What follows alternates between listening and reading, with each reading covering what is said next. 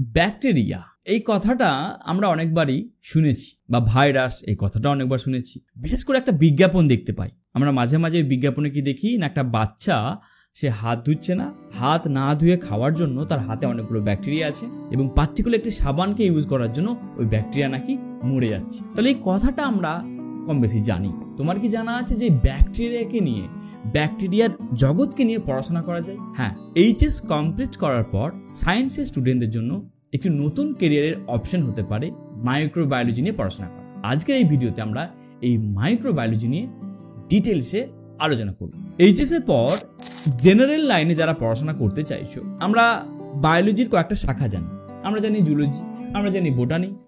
Zoology botany ছাড়াও বায়োলজির আরও কয়েকটা শাখা প্রশাখা আছে সাবজেক্ট ওয়াইজ। তার মধ্যে একটি হচ্ছে মাইক্রোবায়োলজি। এছাড়াও আছে বায়োটেকনোলজি আর বায়োকেমিস্ট্রি। আজকে এই ভিডিওতে শুধু আমরা মাইক্রোবায়োলজি নিয়ে আলোচনা করব। মাইক্রোবায়োলজি সাবজেক্ট নিয়ে আলোচনা করলেও বায়োটেকনোলজির সিলেবাস আর মাইক্রোবায়োলজির সিলেবাস কম বেশি এক। তাহলে আমরা যদি মাইক্রোবায়োলজি নিয়ে আলোচনা করি, জানবে যে বায়োটেকনোলজির সাবজেক্টের 90% কভার হয়ে যাচ্ছে। তাহলে এই ভিডিওটা তাদের জন্য যারা চাইছো যে এইচএস কমপ্লিট করে তোমার জুলজি বোটানি নিয়ে অনার্স না করি বা পাস কোর্সে সায়েন্সে না ভর্তি হয়ে একটু অন্য কোনো সাবজেক্ট নিয়ে পড়াশোনা করি, মাইক্রোবায়োলজি একটা ভালো অপশন হতে পারে। তাহলে এই মাইক্রোবায়োলজি জিনিসটা কি, মাইক্রোবায়োলজি পড়াশোনাটা কি? আমরা যেমন প্রাণী জগতের দুটো বিষয় জানি, একটা হচ্ছে জুলজি পোর্শন যেখানে প্রাণী জগতে সবকিছু পড়ে যাচ্ছে, আর একটা হচ্ছে বোটানি পোর্শন যেখানে আমরা গাছপালা জগৎটা পড়াশোনা করছি। এছাড়াও আরেকটি জগৎ আছে, এই জগতের নাম হচ্ছে ব্যাকটেরিয়া বা ভাইরাসের জগৎ, যেগুলো আমরা খালি চোখে দেখতে পাই না, কিন্তু এর উপস্থিতি আমরা সব জায়গাতেই দেখতে পাই। যেমন আমরা দেখতে পাই কেমন করে, ধরো তোমার বাড়িতে একটা পাউরুটি রাখা আছে, 3 দিন বা 4 দিন না খেলে আমরা দেখতে পাই যে ওই পাউরুটির উপর একটা সাদা স্তর পড়ে যায়, হয় কি না? ওই সাদা যে স্তর পড়ে যাচ্ছে ওটাকে আমরা বলতে পারি যে একটা মাইক্রো অর্গানিজম, যেটা আমরা দেখতে পাই ওটা পচন ধরেছে। বা আমরা দেখি কোনো খাবার কোনো ফলে পচে যায়, সেখান থেকে দুর্গন্ধ আসে, ওই ফলের উপরেও কিন্তু মাইক্রো অর্গানিজম দেখতে পাই। এতটুকু জেনে রাখবে যে আমাদের এই পৃথিবীতে কয়েক কোটি কোটি মাইক্রো অর্গানিজম ছড়ে বেড়াচ্ছে। ইভেন তোমার শরীরে এখন কয়েক লক্ষ মাইক্রো অর্গানিজম আছে। এবার বলতে পারো যে এত জ্ঞান দিচ্ছেন কেন? আলটিমেট মোদ্দা কথায় আসুন।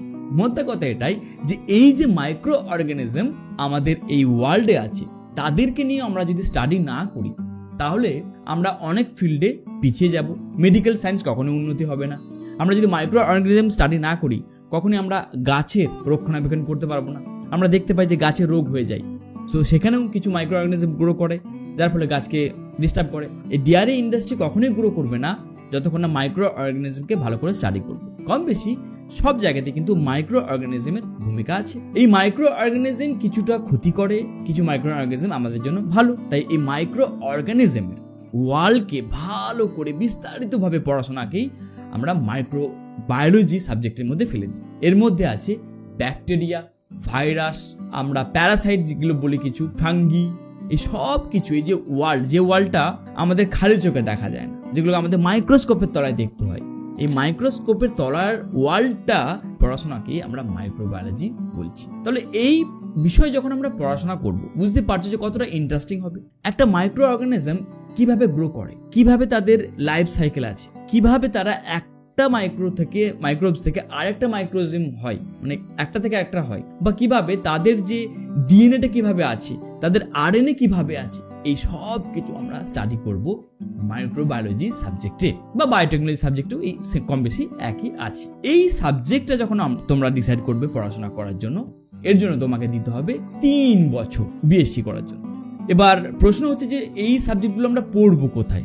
এই সাবজেক্ট পড়ার জন্য বর্তমানে পশ্চিমবঙ্গে বা পশ্চিমবঙ্গের বাইরে যে কোনো স্টেটে অসংখ্য পাবলিক কলেজ আছে, অসংখ্য প্রাইভেট কলেজ আছে। এই প্রাইভেট কলেজে তোমরা কিন্তু এই মাইক্রোবায়োলজি পড়তে পারবে।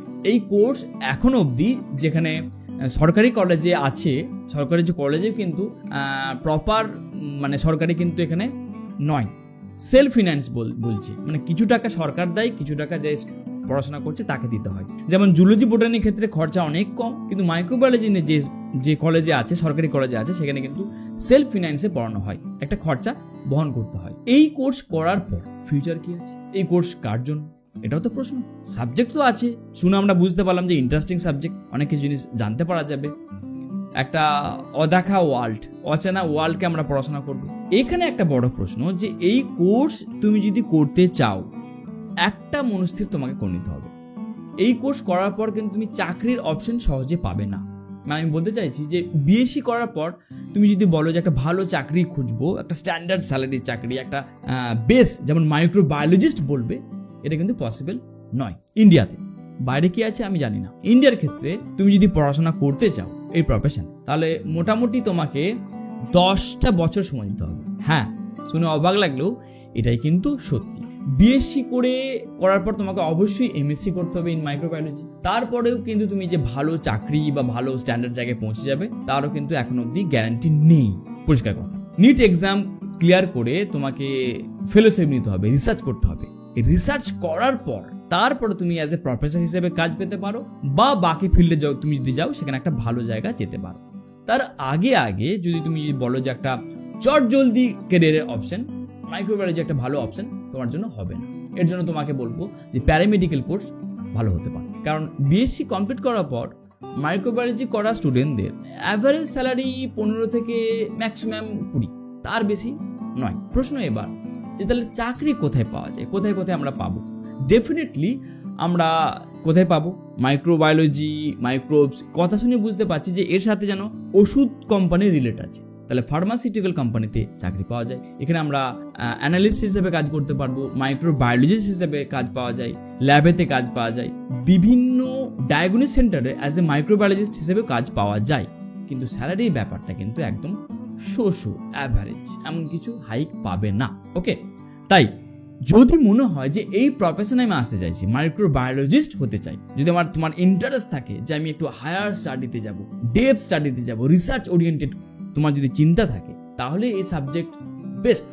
আর তোমার যদি মনে হয় চট জলদি সাকসেস, বাড়ির ফিনান্স কন্ডিশন খারাপ, আমার উপরে ডিপেন্ড হয়ে আছে ফ্যামিলি, ম্যাক্সিমাম আমি 3 বছর দিতে পারবো পড়াশোনা করার জন্য, তারপর আর কিছু নয়, বা 4 বছর, সেই ক্ষেত্রে এই মাইক্রোবায়োলজিটা কোথাও না কোথাও বর্তমানে একটা ডাউন কোর্স হতে পারে, খুব একটা বেশি কিছু অ্যাচিভ করা যায় না। প্রশ্ন এবার যে আপনি এত জ্ঞান দেওয়ার মাস্টার কি, আপনি কোথা থেকে জ্ঞান দিচ্ছেন?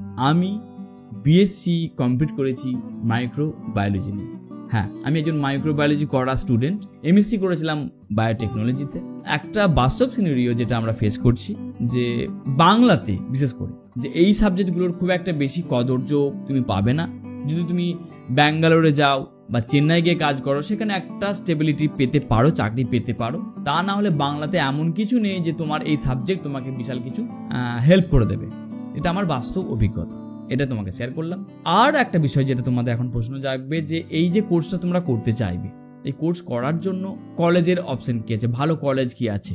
দেখো, প্রতিটা জেলাতে কম বেশি যে প্রাইভেট কলেজগুলো আছে, প্রথমেই বলে রেখেছি যে তোমার এখানে তুমি চান্স পেয়ে যাবে। এছাড়াও যদি চাও যে একটা সরকারি কলেজ বা বাইরে যেতে, ভালো ভালো কলেজের যদি সন্ধান পেতে চাও, সেই ক্ষেত্রে তোমার চেন্নাইতে বা ব্যাঙ্গালোরে খুব ভালো ভালো কলেজ আছে। আমাদের দিল্লি ইউনিভার্সিটি আন্ডারে অনেকগুলো ভালো কলেজ আছে, যেতে পারো। বিএইচইউ তুমি অ্যাপ্লাই করতে পারো, জেএনইউতেও তুমি অ্যাপ্লাই করতে পারো। এখানে যদি তুমি অ্যাপ্লাই করো, এখান থেকে পড়াশোনা করার পর একটা বলা যেতে পারে যে তুমি অনেকটা ব্রড এরিয়া পাবে। তা না হলে প্রাইভেট কলেজগুলোতে যদি তুমি পড়াশোনা করো, মানে বিএসসির পরে তো কোনো কিছুই দেখতে পাবে না, দূর তাক তুমি কিছু খুঁজেই পাবে না যে আলটিমেট কি করবো। ওকে, আবার আরেকটা প্রশ্ন হচ্ছে যে তোমাকে কিন্তু যথারীতি ভালো টাকা খরচা করতে হবে। মানে ধরে রাখতে পারো যে তোমার অ্যাভারেজ তোমার 3 বছরে 50,000 থেকে 1.5 লাখ টাকা পার ইয়ার খরচা আছে। হ্যাঁ, এত টাকাই কিন্তু তোমাকে কিন্তু দিতে হবে। কলকাতার মধ্যে যেটা টপ কলেজের একটি নাম বলতে পারি, সেন্ট জেভিয়ার্স, যদি তুমি চান্স পেয়ে যাও, এটা তোমার জন্য কিন্তু একটা ভালো অপশন হতে পারে। তবে সেন্ট জেভিয়ার্স কলেজে পাওয়ার জন্য তোমাকে একটা এক্সাম দিতে হবে। ওই এক্সামের মাধ্যমেই কিন্তু তুমি চান্স পাবে, তাছাড়া কিন্তু পসিবল নয়। ওকে, আমার দেখা 2টো বন্ধু, একজন আছে অলরেডি বিদেশে এখন রিসার্চ করছে, আর একজন আছে আমারই শহরতে রিসার্চ করে পাস আউট হয়ে ডক্টরেট করেছে। যদি তোমার বাড়িতে প্রেসার না থাকে, যদি তোমার পড়াশোনাকে খুব ভালো লাগে, রিসার্চ, সায়েন্টিস্ট হওয়া, এই ধরনের যদি কনসেপ্ট তোমার মধ্যে থাকে, আর তার সাথে তোমার যদি এই বায়োলজি সম্বন্ধে তোমার ভালোবাসা থাকে, তাহলে বলবো যে মাইক্রোবায়োলজির কোনো বিকল্প নেই। কারণ এই সাবজেক্টেতে এত কিছু ডেপ স্টাডি করবে, এরকম হয়তো খুব কম কোর্সই আছে। কিন্তু যাদের ইচ্ছা আছে যে 3 বছরে পড়াশোনা করে চাকরি পেতে, সেই ক্ষেত্রে মাইক্রোবায়োলজি কিন্তু খুব একটা ভালো অপশন হবে না।